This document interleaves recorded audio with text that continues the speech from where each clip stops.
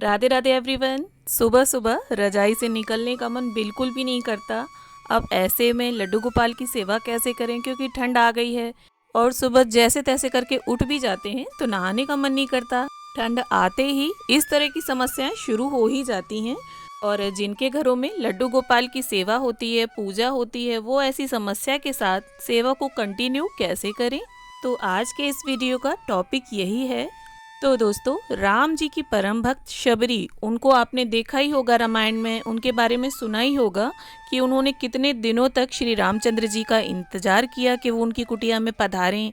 और जब वो उनके कुटिया में आए तब उन्होंने अपने जूठे बेर रामचंद्र जी को खिलाए थे। वो इसलिए क्योंकि उन्हें ये शंका थी कि कहीं कोई भी खट्टा बेर श्री रामचंद्र जी के मुख में ना जाए। और इसके साथ ही कर्माबाई श्री कृष्ण जी की परम भक्त, इनकी कथा भी आपने सुनी रखी होगी, और अगर नहीं सुनी है तो मैं आपको बता देती हूँ।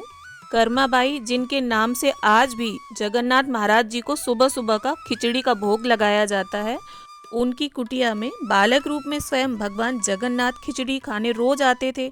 और श्री कृष्ण को भोग लगाकर कर्माबाई उस बालक को भी बड़े प्रेम से रोज सामने बैठाकर खिचड़ी खिलाती थी। और एक साधु के कहने पर अब वो स्नान करके पूजा करके ही भोग तैयार करती। इस सभी कार्य में उन्हें बहुत देर हो जाती और वो बालक तो अपने समय पर ही खिचड़ी खाने आ जाता था। वो बालक जगन्नाथ महाराज ही थे और अब उन्हें देर से खिचड़ी मिलने लगी थी, क्योंकि इस सभी काम में, नहाने धोने में, पूजा करने में, भोग लगाने में कर्माबाई को काफ़ी देर हो जाती थी। तब मंदिर के पुजारी के स्वप्न में स्वयं जगन्नाथ जी आते हैं और कहते हैं, मेरी भक्त कर्माबाई जो जगन्नाथपुरी में ही रहती है, वो बहुत ही प्रेम भाव से सुबह जल्दी उठकर मेरे लिए खिचड़ी बनाती थी और भोग लगाकर मुझे खिचड़ी खिलाती थी। और अब जब से किसी साधु ने उनसे आकर ये बोल दिया है कि नहा धोकर पूजा करके फिर भोग बनाया करो, और कर्माबाई ऐसे ही करने लगी है, तो अब मुझे सुबह सुबह बहुत तेज भूख लगती है और अब मुझे देर से खिचड़ी मिलती है और मैं जल्दी जल्दी खिचड़ी खाकर मंदिर में आ जाता हूँ, क्योंकि भक्तगण यहाँ मेरा इंतजार कर रहे होते हैं।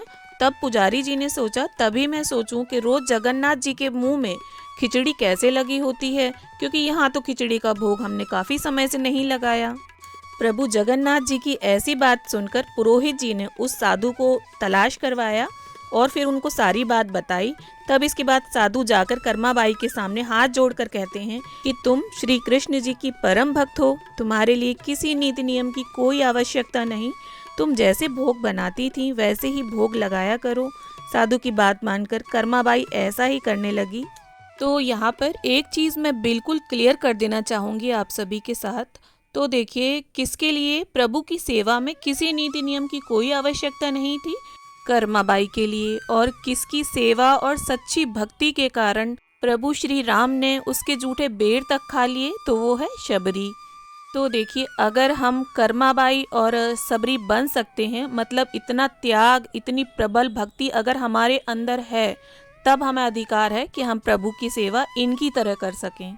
तो देखिए, अभी कई जगह मैंने ऐसा भी सुना कि आप सुबह उठकर लड्डू गोपाल को उठा दीजिए, भोग लगा दीजिए, इसके बाद जब आप स्नान कर लें तब लड्डू गोपाल को भी स्नान करा दीजिए, फिर उन्हें तैयार कर दीजिए।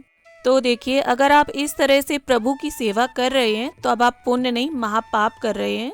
क्योंकि बिना नहाए अगर हम प्रभु को स्पर्श कर लेते हैं तो इससे हमें बहुत बड़ा दोष लगता है, क्योंकि पूरी रात्रि जिन वस्त्रों में हम सोते हैं वो बहुत ज़्यादा अपवित्र होते हैं, और उन्हीं वस्त्रों को पहने हुए यदि हम लड्डू गोपाल को बिना नहाए धोए स्पर्श कर लेते हैं तो इससे हमें महापाप लगता है।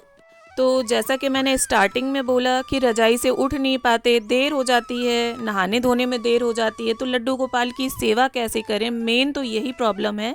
तो इसके लिए सॉल्यूशन मैं आपको बताती हूँ। अगर किसी कारण से देर हो जाती है, जैसे कई लोगों के बच्चे हैं छोटे छोटे, या बच्चे स्कूल जा रहे हैं, लंच बनाना है, तब आप देखिए, या तो बच्चों से वो कार्य करवा दीजिए, लड्डू गोपाल को उठवा दीजिए और बच्चे के द्वारा ही भोग लगवा दीजिए। क्योंकि बच्चे जो होते हैं वो बड़ों जितने अपवित्र नहीं होते, बच्चे जो होते हैं वो भगवान के समान ही होते हैं। और वो इसलिए क्योंकि बच्चों के मन में बड़ों की तरह छल, कपट, द्वेष, ये भावनाएं नहीं होती हैं। और अगर आप ऐसा नहीं करना चाहते, तब देखिए, आप सुबह के काम करते करते लड्डू गोपाल को मानसिक रूप से उठा दीजिए, मानसिक रूप से उन्हें भोग लगा दीजिए बिना स्पर्श किए। और इसके बाद जब आप काम से फ्री हो जाएं, तब आप स्नान करके उन्हें स्नान कराइए, तैयार करिए और इसके बाद भोग लगाइए। क्योंकि देखिए एक चीज़ ये भी है कि गृहस्थी में रहते रहते अगर हम प्रभु की सेवा कर लेते हैं, समय नहीं देखा जाता कि किस समय आप कर रहे हैं, जल्दी करना है, देर में करना है, क्योंकि ये जो सारी चीज़ें हैं, नीति नियम हैं, वो साधुओं के लिए ज़्यादा हैं। लेकिन इसके बावजूद कुछ एक जो नियम हैं वो ज़रूर गृहस्थियों को भी मानने चाहिए। लड्डू गोपाल हैं, कोई खेल खिलौने नहीं है कि जैसे हमें मर्जी आई वैसे उन्हें बिना नहाए धोए छू लिया, अशुद्ध अवस्था में छू लिया।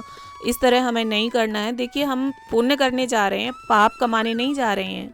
तो आप लड्डू गोपाल की सेवा का जो समय है वो सर्दियों में भले ही बदल दें, लेकिन पूरे नीति नियम से जो गृहस्थियों के लिए भी बनाए गए हैं उसे फॉलो करते हुए। उम्मीद करती हूँ वीडियो आप सभी को अच्छा लगे। वीडियो अच्छा लगे तो लाइक शेयर करें।